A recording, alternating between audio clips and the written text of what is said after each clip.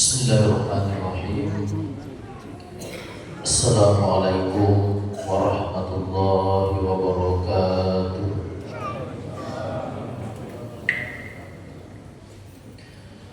Alhamdulillah wa syukurillah wassalatu wassalamu ala rasulillah wa ala alihi wa ashabihi wa mawalah. Hadirin wal hadirat jamaah subuh rahimakumullah. Mari sama-sama kita bersyukur kepada Allah Subhanahu wa taala dengan melafazkan kalimat hamdalah alhamdulillahirabbil alamin. Selanjutnya sama-sama kita bersalawat dan bersalam pada junjungan kita Nabi Muhammad beserta keluarga, sahabat dan seluruh umatnya. Allahumma shalli wa sallim wa barik ala sayyidina Muhammad wa ala alihi wa ashabihi wa ummatihi ajma'in. Amma ba'd, hadirin wal hadirat jamaah subuh rahimakumullah. Insyaallah pada subuh hari ini saya ingin menuntaskan pembahasan kita mengenai bukti-bukti akan adanya Allah Subhanahu wa taala, dengan tujuan agar supaya keyakinan kita tentang Allah betul-betul bisa menguat. Kita bisa meyakini bahwa Allah Subhanahu wa taala Dia ada sebagai pencipta kita maupun pencipta seluruh alam semesta. Dalil yang selanjutnya yang diutarakan oleh guru-guru kita tentang bukti bahwa akan adanya Allah Subhanahu wa taala, yaitu tentang keteraturan alam. Bapak Ibu sekalian, mungkin sering melihat bagaimana kendaraan lalu lalang di depan pasar atau di depan masjid. Sesungguhnya kalau kita mau mengambil sebuah ibrah atau pelajaran atas kejadian itu, peristiwa itu, bagi kita yang selalu ingin berpikir tentang kekuasaan Allah, pasti kita akan mengatakan bagaimana orang bisa segitu banyaknya lewat di jalan tapi tidak tabrakan, kalau tabrakan itu hanya 1-2 kali. Belum lagi dengan keinginan seseorang atau setiap orang kenapa tidak bersamaan menggunakan jalanan sebagai fasilitas. Mengapa tidak bersamaan orang ke pasar? Mengapa orang tidak bersamaan melakukan sesuatu? Sehingga kemudian kalau itu semua mau kita pikirkan, pastinya akan muncul dalam benak kita bahwa apa-apa yang terjadi di dunia ini sesungguhnya ada yang mengaturnya. Sehingga dengan demikian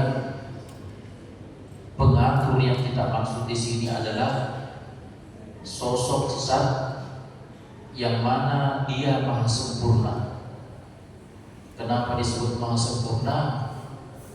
Oleh karena tanpa kesempurnaan, maka tentunya pengaturan itu pun juga tidak akan sebaik apa yang kita saksikan hari ini.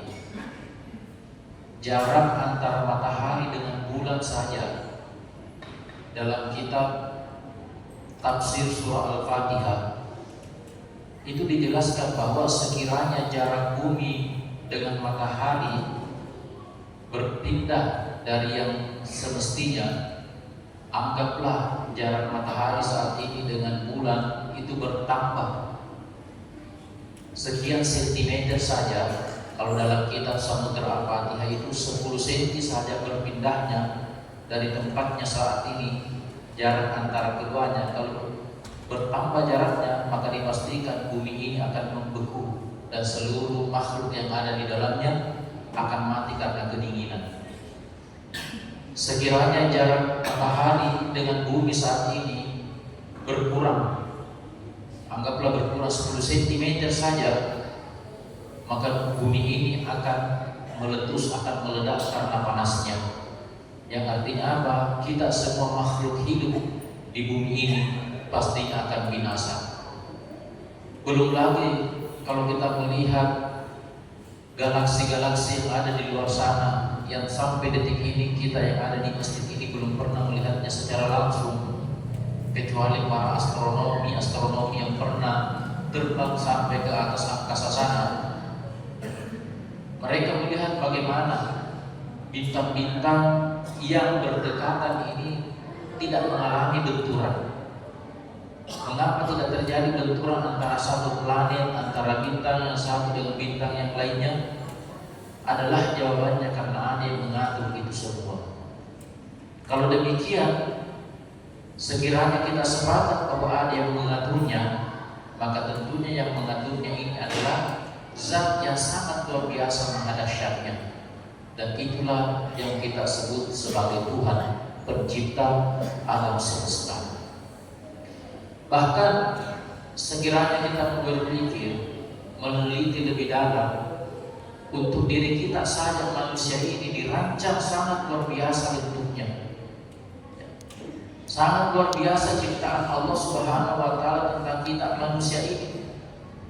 Sehingga inilah yang dimaksud oleh Nabi sallallahu alaihi wasallam, man arafa nafsa faqad arafa rabbah. Siapa yang mengenali dirinya, maka dia akan mengenali Tuhannya. Di antara makna daripada hadis tersebut adalah dia mengenali esensi penciptaannya, hakikat penciptaannya, bagaimana luar biasanya tubuh kita ini manusia. Ternyata hal tersebut bisa mengantarkan seseorang kepada sebuah pemahaman bahwa ada yang menciptakannya, yaitu Allah Subhanahu wa taala. Sering ada pula di antara kita yang mengatakan karena Allah Subhanahu wa taala tidak pernah dilihat, maka kesimpulannya Allah tidak ada. Nah, ini orang-orang positivis namanya kalau dalam aliran filsafat. Biasa juga disebut sebagai aliran empirisme. Karena dia tidak mau membenarkan sesuatu kalau tidak pernah dilihat oleh matanya. Tidak mau membenarkan adanya sesuatu kalau tidak pernah didengar oleh telinganya. Atau singkat kata, tidak mau membenarkan adanya sesuatu kalau 5 dari panca inderanya tidak pernah merasakan keberadaannya. Sehingga ketika tidak pernah melihat Tuhan, tidak pernah mendengar suara Tuhan, tidak pernah merasakan Tuhan, diambillah kesimpulan Tuhan itu tidak ada. Nah, inilah kemudian yang pernah diucapkan oleh seorang guru SD. Ada yang mengatakan guru SD di hadapan murid-muridnya, dia mengatakan bahwa Tuhan itu tidak ada. Ada murid yang bertanya, kenapa Bapak mengatakan Tuhan tidak ada? Lalu sang guru mengatakan, karena tidak ada yang pernah lihat. Nah, lalu kemudian sang murid ini bilang, di kelas ini apa ada yang pernah melihat otaknya Pak Guru? Sontak teman-temannya bilang, tidak ada yang pernah lihat. Oh, kalau begitu Pak Guru tidak punya otak. Karena tidak pernah katanya ada di antara kita yang melihat bahwa Pak Guru ini ada otaknya, berarti dia tidak ada otaknya. Artinya apa? Adalah bahwa apabila kita tidak pernah melihat sesuatu, itu belum tentu bahwa sesuatu itu betul-betul tidak ada. Yang ada, kita melihat bahwa kalau tadi pikiran, otak ini berpikir lalu kemudian ada pikiran yang dikeluarkan, maka tentunya demikian pula dengan keberadaan alam ini, dia ada karena ada yang mengadakannya. Makanya kan dalam hadis Allah katakan, tafakkaru fi khalqillah wa la tafakkaru fi zatillah. Kalau kalian ingin mengenali tentang Tuhan, jangan pikirkan zatnya Tuhan. Tetapi apa yang harus kita pikirkan? Tafakkaru fi khalqillah, ciptaannya Allah Subhanahu wa taala yang dipikirkan. Dari situlah nanti kita akan mengenali Allah Subhanahu wa taala. Hadirin wal hadirat jamaah syukur rahimakumullah. Yang terakhir, yang menjadi bukti sangat konkret bagi kita umat manusia, khususnya bagi kita umat Islam, tentang adanya Allah Subhanahu wa taala adalah karena adanya Al-Qur'an. Apa maksud daripada karena ada Al-Qur'an sehingga kita menyimpulkan ada Allah? Adalah karena sekiranya Al-Quran itu tidak ada, jamaah syukur rahimakumullah, maka Allah juga tidak ada. Saya ulang, sekiranya Al-Quran itu tidak ada, maka bisa dipastikan tidak ada juga Allah. Kenapa bisa seperti demikian? Logikanya seperti apa? Cara berpikirnya seperti apa? Adalah karena Al-Quran bagi kita umat Islam itu bukan makhluk. Al-Quran itu adalah bukan makhluk. Karena dia bukan makhluk, berarti Al-Quran itu bagian dari Allah Subhanahu wa Ta'ala. Ini nanti akan kita tuntaskan pembahasannya pada saat membahas sifat wajib bagi Allah yang ke-13. Untuk saat ini cukup kalimat itu saja. Imam Abu Hanifah itu pernah dipenjara gara-gara apa? Gara-gara mempertahankan pendapatnya bahwa Al-Quran itu bukan makhluk. Sedangkan pada saat itu khalifah yang berkuasa beraliran Mu'tazilah, yang mana Mu'tazilah meyakini bahwa Al-Quran itu adalah makhluk. Ditanya oleh Imam Abu Hanifah pada saat itu, wahai Imam Abu Hanifah, bagaimana menurutmu tentang Al-Quran? Apakah dia makhluk atau bukan?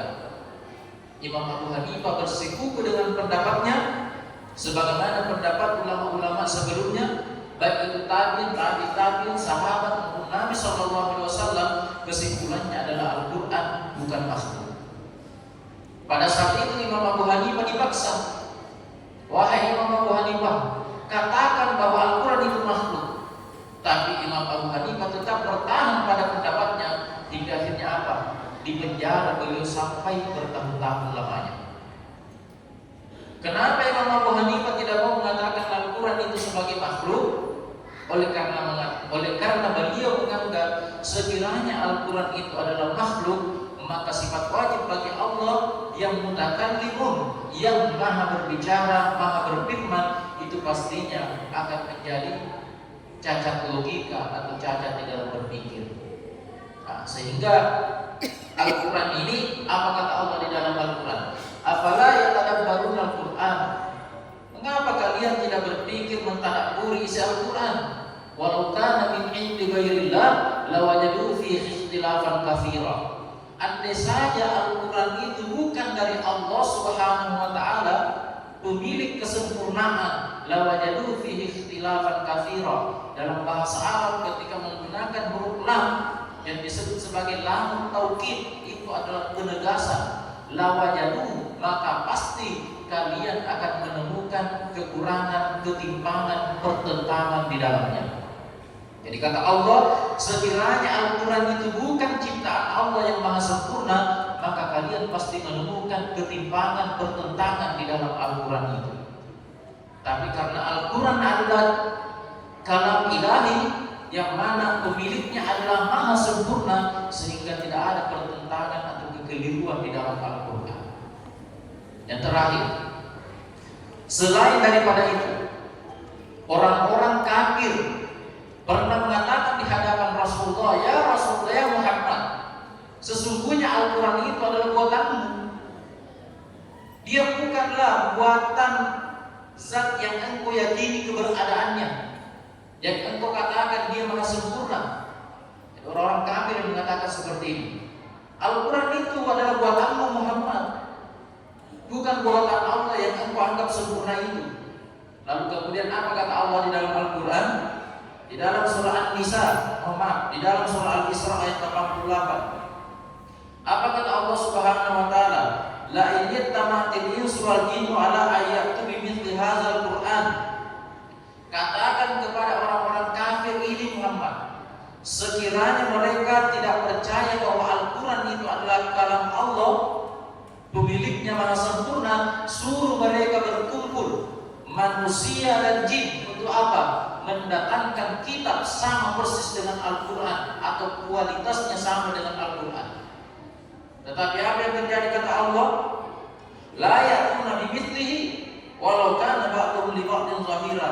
Mereka tidak mungkin mampu membuat kitab sama seperti Al-Quran, sekalipun mereka berkongsi jin dan manusia untuk membuat kitab sama dengan Al-Quran.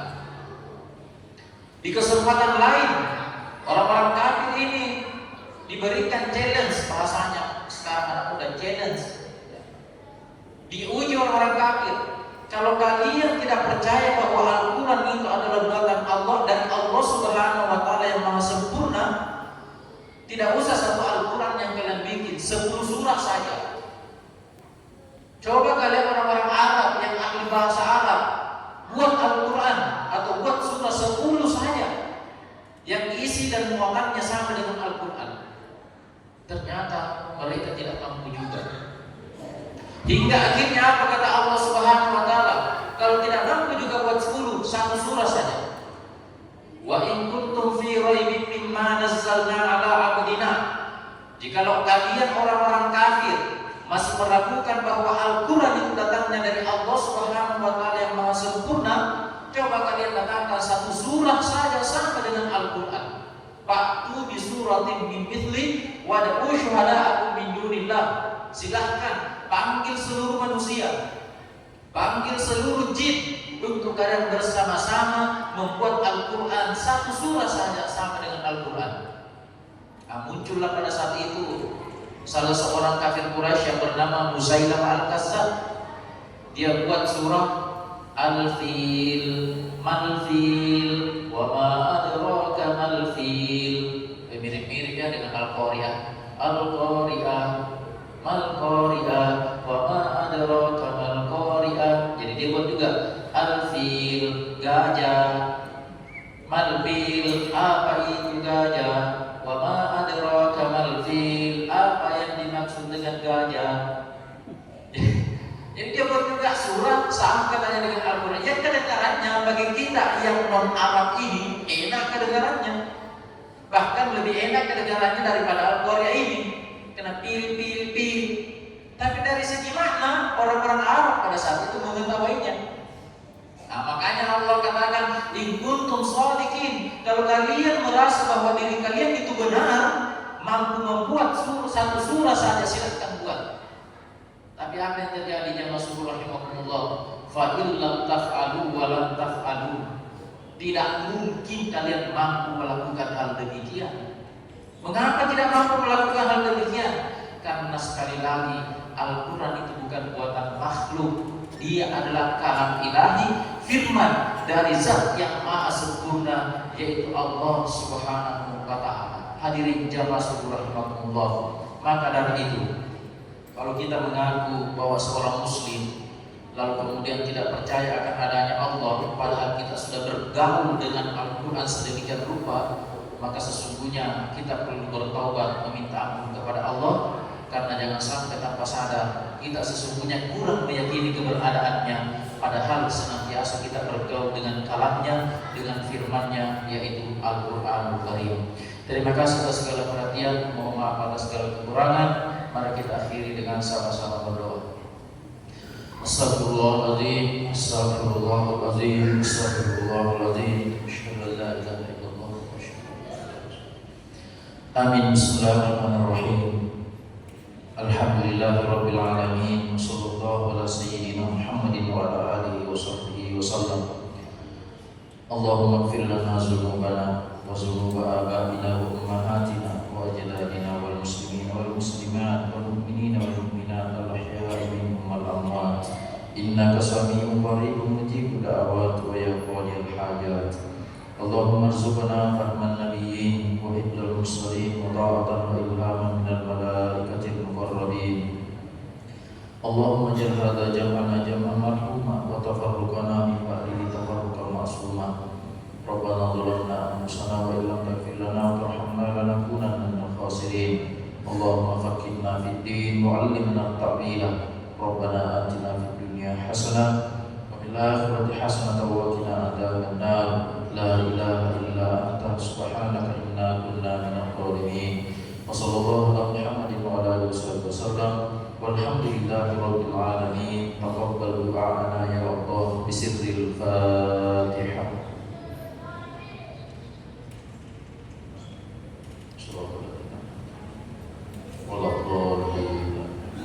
Wassalamualaikum